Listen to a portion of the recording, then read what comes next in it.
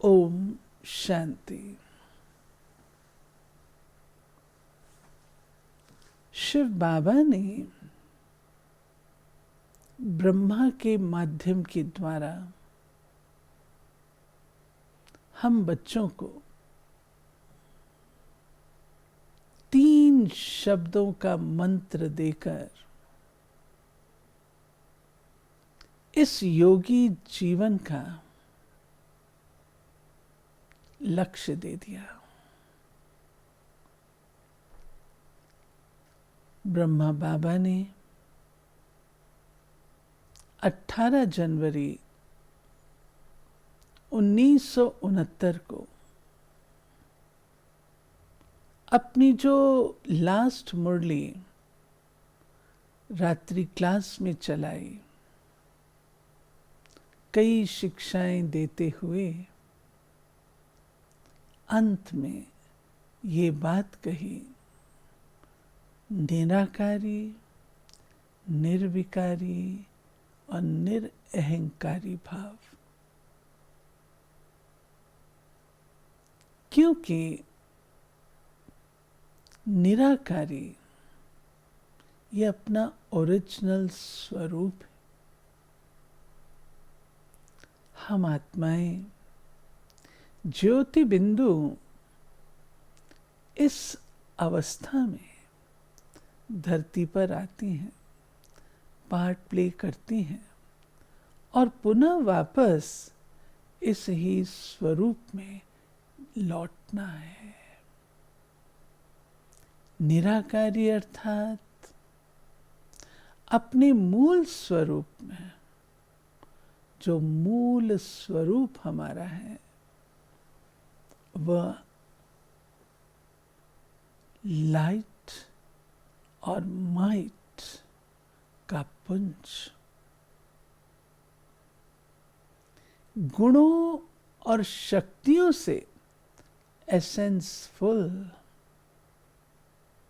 ज्ञान स्वरूप, प्रेम स्वरूप, शांत स्वरूप, सर्व शक्तियां, सर्व गुण, सर्व कलाएं जिसके अंदर समाई हुई हैं। शास्त्रों में एक बात आती है कि कहा जाता है दुर्योधन को, जिस रूप से तुम्हें भेजा था इस संसार में, उसी रूप में तुम वापस आओ। वो क्या चीज है? वो हमारी अशरीरी निराकारी अवस्था है। मीठे बाबा ने इस अवस्था का अभ्यास आदि से किया। जब यज्ञ की स्थापना हुई, स्थापना के समय जो पहला पाठ था वो यही था, तुम आत्मा हो। अगर बेहद की बुद्धि, विशाल बुद्धि रखनी है तो उसका फॉर्मूला है निराकारी भाव। उसमें किसी प्रकार की सीमाएं नहीं होती हैं, हदें नहीं होती हैं। हर किसी को देखो तो निराकार ज्योति बिंदु। मैं निराकार हूं, ज्योति बिंदु हूं। ज्योति बिंदु का अर्थ क्या? स्वराज अधिकारी हूं, सर्व कर्मेंद्रियों की राजा हूं। आज की भी मुरली में बाबा ने कहा, अधिकारी बनाता हूं। वर्षा लेने का अधिकारी बाबा बनाता है। बाबा वर्षा किसको देता है? बाबा वर्षा जीवात्मा को नहीं, आत्माओं को देता है। और वे आत्माएं जो स्वयं को इस निराकारी स्वरूप में रखती हैं, वे सहज रूप से अपनी उच्चतम स्थिति को प्राप्त करती हैं। साकार रूप में स्वराज अधिकारी के रूप से रूलिंग पावर और कंट्रोलिंग पावर वाली होती हैं। निराकारी का अर्थ मात्र ये नहीं है कि मैं स्वयं को आत्मा देखूं और दूसरे को भी आत्मिक दृष्टि से देखूं। नहीं, निराकारी अर्थात देह, देह के संबंध, देह के पदार्थ, देह के संस्कार, दैहिक वृत्ति, दैहिक स्मृति, इन सब से न्यारे, अशरीरी हूं, निराकारी हूं। निराकारी अर्थात एक एक्टर के सदृश्य केवल पार्ट प्ले करने वाली हो, जिससे स्वतः साक्षी दृष्टा की स्थिति बन जाती है। जो अकर्ता, अभोक्ता, असोचतापन है, वो निराकारी स्थिति से आता है। कर भी रहे हैं और नहीं कर रहे हैं। शिव बाबा अकर्ता है, निराकारी है। कर्तापन का भान दैहिक स्मृतियों से संबंधित है। मैं और मेरेपन से संबंधित है। निराकारी अवस्था में ये नहीं है। इसलिए शिव बाबा निराकार की महिमा अकर्ता। और मीठे बाबा ने हम बच्चों को भी यही बात कही है कि कर्तापन के भान से मुक्त हो। ये तभी होगा जब हम निराकारी अवस्था के अभ्यस्त होंगे। जितनी गहराई से निराकारी होंगे, उतने ही हम शुद्ध, पवित्र और निर्विकारी होंगे। विकार विकृत अवस्था का प्रतीक है। ज्ञान से अज्ञान, प्रेम से घृणा, शांत से अशांत, ये सब विकारी अवस्था से प्राप्तियां हैं।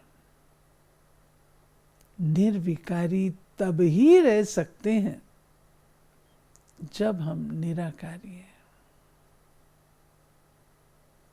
विकारों की उत्पत्ति देहभान से, ये कॉन्शियसनेस आना, मैं स्त्री हूं, ये पुरुष है, ये बाल है, ये वृद्ध है, आदि आदि, ये सीमाएं, ये धारणाएं बनना निराकारी अवस्था को भूलने के कारण होती हैं। जब निर्विकारी हैं, निर्विकारी अवस्था तभी बन पाती है जब हम इस कॉन्शियसनेस से दूर होते हैं। निर्विकारी। और ये हमारी मूल अवस्था है, ओरिजिनल स्टेज है। यदि गौर करेंगे तो इसका एक प्रमाण है। कौन सा? बाबा ने हमें समझाया है, हर आत्मा की अपनी जीवन मुक्त सतो प्रधान अवस्था होती है। हर आत्मा जब इस सृष्टि रंगमंच पर अवतरित होती है तब उसकी सतो प्रधान स्टेज है, पवित्र स्टेज है, पवित्र आत्मा उतरती है। परंतु देह के साथ आसक्त होने के कारण शनैः शनैः सतो प्रधान से सतो रजो तमो में आती जाती है। निर्विकारीपन का ये प्रमाण है। और इस कारण से जो भी नई आत्मा उतरती है उसका गायन, पूजन, वंदन बहुत होता है। कई बार सवाल पूछते हैं कि वो व्यक्ति तो नया नया आया, उसकी इतनी अधिक मान्यता क्यों, जबकि हम ईश्वरीय विश्वविद्यालय के बच्चे इतने पुराने हैं। No doubt, old is gold. परंतु जो नया आता है उसका प्रभाव अधिक होता है। और ये चीज बाबा ने हमें कल्प वृक्ष के चित्र के द्वारा स्पष्ट की है। निर्विकारीपन का प्रमाण, आत्माएं परम धाम की अवस्था में निर्विकारी है। तीसरा है निरअहंकारी। अब एक सवाल उठता है कि जब बाबा ने निर्विकारी कहा तो 5 विकारों में अहंकार तो सम्मिलित है, फिर निरअहंकारी अलग से क्यों कहा? क्या कारण? बड़ी गुह्य सूक्ष्म धारणा की ओर बाबा ने ध्यान खिंचवाया है। भक्ति में हम कहते थे, तू तू ना रहे, मैं ना रहूं। दाना दाने से मिलके समाप्त हो जाता है। बुदबुदा सागर से निकलता है, सागर में समाया। तो ये दुनिया में भक्ति मार्ग में हम लोग कहा करते थे और समझते थे, लीन हो जाते हैं। वस्तुतः निरअहंकारी अहम, मैंपन, अस्तित्व आज यदि मेरा नाम लिया जाए कान खड़े हो जाते हैं। मेरे बारे में क्या बोल रहा है? निरअहंकारी में मीठे बाबा ने हमें जो शिक्षा दी हुई है वो ये कि बच्चे अहम अर्थात मैंपन और मेरापन,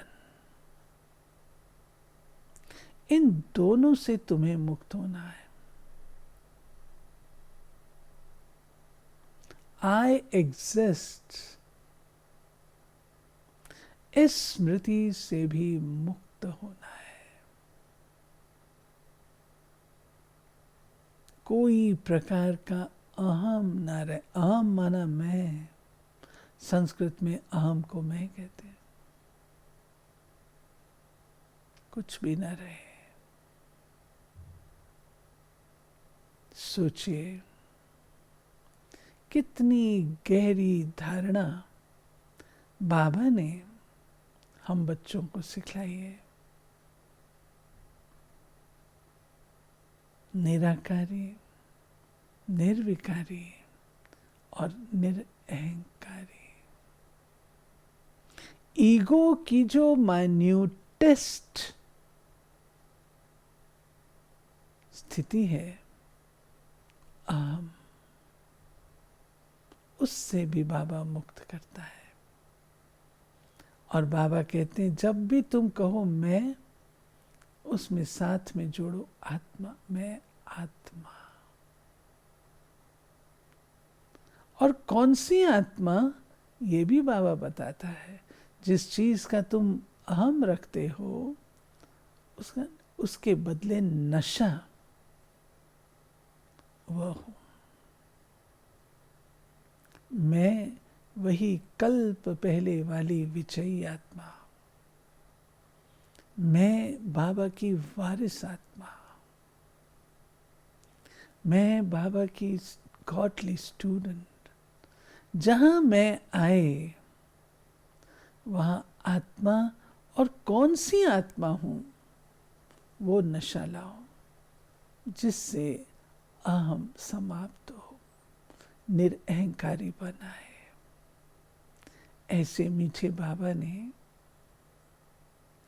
अपने जीवन में तो पुरुषार्थ किया ही, लेकिन हम बच्चों को यही महामंत्र दिया। बाबा के साथ के अनेक अनुभव हैं, क्योंकि बहुत छोटी आयु से माता पिता के साथ मम्मा बाबा से मिलना और मधुबन जाना, ये भाग्य रहा है। बाबा मुझे आशा बेटी कहते थे। जब बाबा याद प्यार टेप में भर करके भेजते थे और उसमें मेरा नाम यूं आता था, आशा बेटी। आप सोच सकते हैं उस समय तो शायद इतना नशा नहीं था, लेकिन रेट्रोस्पेक्ट में जब मैं उन आवाज को याद करती हूं तो इतना प्यार बाबा के प्रति उमड़ता है। मीठे बाबा ने बेटी बेटी कहकर आज कहां से कहां पहुंचा दिया। दो बातें सुनाकर मैं फिनिश करूंगी। मेरी बाबा के साथ पहली मुलाकात और आखिरी मुलाकात। पहली मुलाकात 1959 में हुई मधुबन में, और उन दिनों बहुत थोड़े बच्चे होते थे। कानपुर से पार्टी गई थी, अपने माता पिता के साथ गई थी। बाबा से हम लोग धरती पर फर्श पर बैठ के मिलते थे। बाबा मम्मा भी फर्श पर ही बैठते थे। एक एक बच्चे का बाबा परिचय लेते थे। रास्ते भर हमारी टीचर्स हमको सिखाती आती थी, देखो बाबा ये प्रश्न पूछेगा, इसका ये उत्तर देना। बाबा ये प्रश्न पूछेगा, इसका ये उत्तर देना। पक्का कर लिया। बाबा पूछेगा पहले कभी मिले हो, तो आपको कहना है जी बाबा कल पहले मिले। हम बच्चे थे 9-10 वर्ष के, सब मिल रहे थे। जब मेरा नंबर आया मैं बाबा के सामने गई, बैठी, तो बाबा ने पूछा, बच्ची तुम पहले कभी बाबा को मिली हो? तो मैंने कहा, नहीं बाबा, मैं पहली बार मिल रही हूँ। बाबा ने देखा, फिर मेरे को अचानक याद आया, टीचर भी सामने बैठी थी, शायद उससे हिंट मिला होगा। मैंने कहा, नहीं बाबा, मैं आपसे 5000 साल पहले मिली हूँ। बाबा ने मुझे अपनी गोद में ले लिया और मेरी पीठ थपथपा के कहा, बच्ची ने सबक अच्छा याद किया है। तो बाबा के ये शब्द मुझे याद आते हैं। और लास्ट मुलाकात जो हुई वो हुई 1968 में, जब मधुबन में हम कुछ कन्याएं, 7 कन्याएं बेंगलोर से गई थी। उस समय की कई यादें हैं, लेकिन लास्ट वाली ही सुनाऊंगी, जिसमें बाबा ने उन दिनों मधुबन में मच्छर होते, तो हम कन्याएं छोटी छोटी थी, धूपवास लेके सब कमरों में जाती थी। तो सबसे पहले बाबा के कमरे में गए और धूपवास करने के पश्चात फिर बाबा के सामने खड़े हुए, दृष्टि ले रहे थे। बाबा अपने पलंग पर बैठे थे, बाबा की टांगें धरती पर लग रही थीं और बाबा ऐसे करके बैठे थे। और गुड नाइट हमने बोला, बाबा गुड नाइट। बाबा ने बहुत मीठी दृष्टि देते हुए कुछ सेकंड दृष्टि देते रहे और फिर बाबा ने एक बात कही, जैसा बच्ची सदा याद रखना, जैसा कर्म मैं करूंगी मुझे देख करके और करेंगे।